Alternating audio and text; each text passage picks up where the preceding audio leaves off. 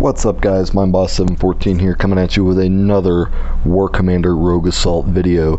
Today we're going to be covering 5 things that you might not know about Rogue Assault. Now some of you guys that have been playing for a while might already know a lot of this, but a lot of the newer players, or the players that jumped on after the mobile version was released, which I'll discuss here momentarily, might not. So before we get into the video, I want to remind you guys to subscribe, hit that bell icon so every time I upload a new video you can get notifications, see that fresh new content. Also make sure you like this video, leave a comment down below with any suggestions for other games and videos that you might want to see. Whenever I take your suggestion, I'll make sure I give you a shout out in the accompanying video. Without further ado, let's hop right into number 5. And number 5 is actually the origin of the game itself. So War Commander was actually originally just a PC game. I personally started playing it back in about 2011. It was sponsored by Facebook. Funny enough, a couple years later, whenever I got my first mobile device, a little iPod Touch, I went to go looking for this game on the App Store, and it wasn't there. That was actually how I ended up finding and starting playing Clash of Clans. So, of course, you can imagine my surprise almost 7 years later when I find this game on the App Store. Or, not on the App Store, the Google Play Store. So it's nice to see that Kixay finally adapted a mobile version of this game. So, going in, number 4 now deals with the fob upgrades. This is something that's more like I wanted to add this one in there more as a caveat, especially for some of you that haven't really had a lot of experience with the fobs yet. So whenever you go into your, what's the name of that building? Yeah, the operations center, and you go to upgrade your fobs. So what I found out is whenever you upgrade a fob, like say for example you upgrade your armor fob from level 1 to level 2. If you already have an armor fob out on the map, it will not upgrade the existing fob. The existing fob will stay at the previous level that it was built at. So you actually have to demolish, notification out of nowhere, sorry about that. You actually have to demolish the old fob and then rebuild a new one. I learned that the hard way not too long ago myself when I upgraded my armor fob, like I said, from level 1 to level 2. Thought it would automatically upgrade it, went to world map expecting to see, M1 Abrams in the fob instead of rhinos, and that wasn't the case. Which actually brings us into number 3. So continuing on with the fob storyline here, one thing I've noticed, that if you've seen like the La Muerta bases or any of the other computerized bases that you can play against, like in the campaign, their levels are predetermined. So like a level 20 NPC base is obviously going to be more difficult than a level 10 NPC base, but not nearly as difficult as say a level 50. It's just obvious there. But what I've noticed is when you upgrade your fobs, so you go into the operations center, you upgrade a fob from level 1 to level 2, the difficulty of the fob will actually increase by factors of 10. So a level 1 fob will be a level 10 entity. It'll be a level 10 NPC base, and then when you upgrade it to level 2 and you build that level 2 fob, it is a level 20 NPC entity. So something I thought kind of was interesting, and nugget that most of y'all might not have realized. Going into number 2 now, last topic on the fobs, I promise. Fobs will not protect your base or reinforce your attacks when either those defensive or offensive actions are done in quick match. So that was something I learned after I had already started building the fobs, because it says in the description, it defends your base, reinforces your attacks, all that kind of stuff. However, what I learned was that it only does that when you're directly attacking within the map itself. So as you can see now, I'm waiting for it to load. I'm getting ready to go into the map. So if I go and find another player's base, like let's just say, for example, this guy up here, just Kalamaki, or however you say that. If I were to go to attack him from the map itself, then my fobs would reinforce the attack. Or if he were to come across the map itself and attack my base or any of my fobs, then the fobs would reinforce. But during quick match, that does not happen. Also, if you go to attack the outposts or the strongholds, the NPC bases you'll find across the map, your outposts will not reinforce your attacks in that instance either.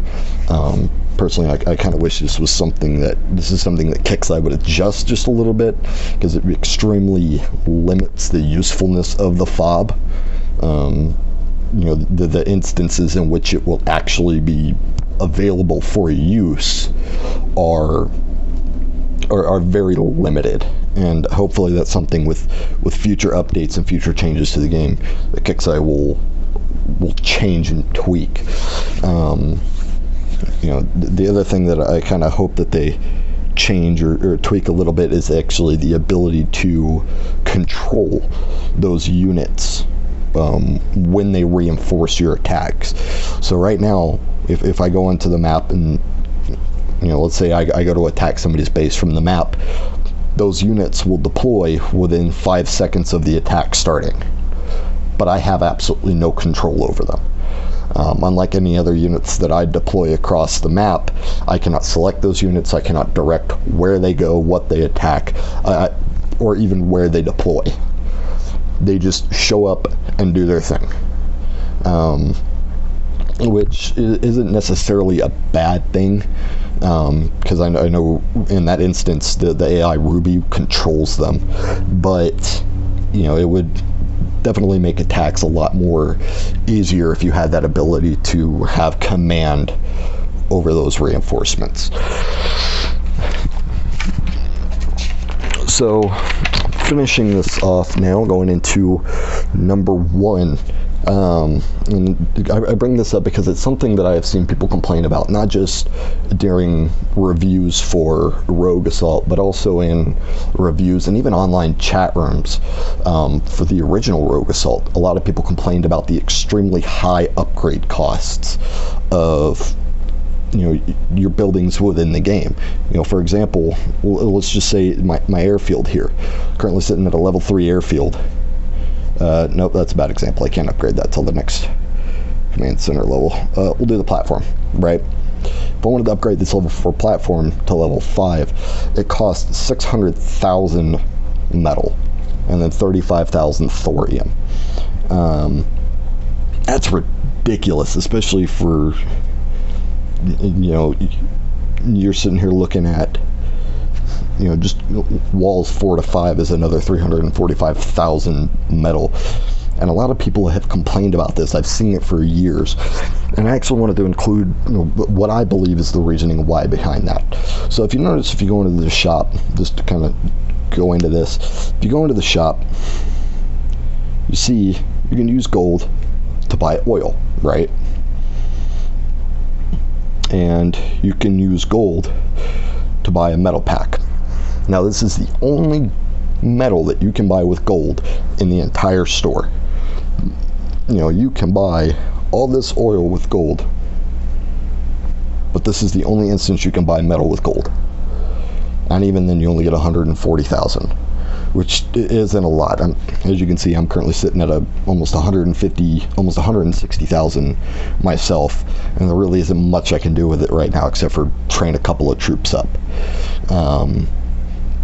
And even then, like, you could try to get a pack, but not all packs offer metal. In fact, I'm sitting here scrolling through them right now, and there's not a single available pack at this moment that is offering any metal.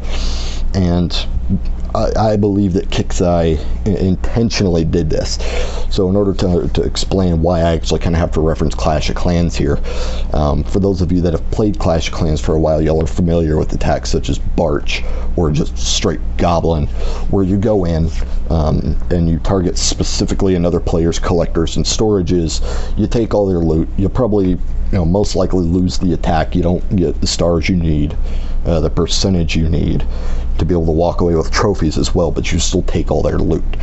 I believe that the reason why Kixeye has it set the way it is with the metal, with the upgrade costs, and with the general inability to buy more metal,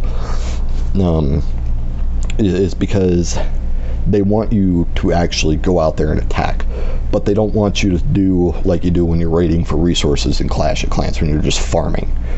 They want you to actually go out there, strategize, play the game is what they want. They don't want you just sitting there farming all the time. So that's why, up until you hit, I believe it's somewhere between 65 and 70% damage on the base, you won't get any resources at all, no matter what buildings you destroy. It's only after you hit that damage percentage, and at that point the battle is declared victorious for you. It's only after you hit that damage percentage that you can actually start collecting resources from the base. So I believe that's why Kixeye does it the way it does. And they did something similar, but to actually a larger extent with the original War Commander. I remember when I last played, it was actually more focused on thorium than it is on the metal, so it's kind of interesting to see that dynamic shift here. But I believe that's what Kixeye is doing. I know a lot of people complain about it. Metal can be extremely difficult to come by. Upgrades are ridiculously expensive, but it's intentional, because Kixeye wants you to go out there. They want you to attack. They want you to, modify and improve your strategies. They want you to actually play the game and not just go through the motions of collecting resources and trying to push to max. They want you to actually use strategy and those kind of things to fight your way to the top, which is what the game, that's the point of a strategy game, and I believe Kixeye executes that extremely well. So with that being said, we're going to wrap up.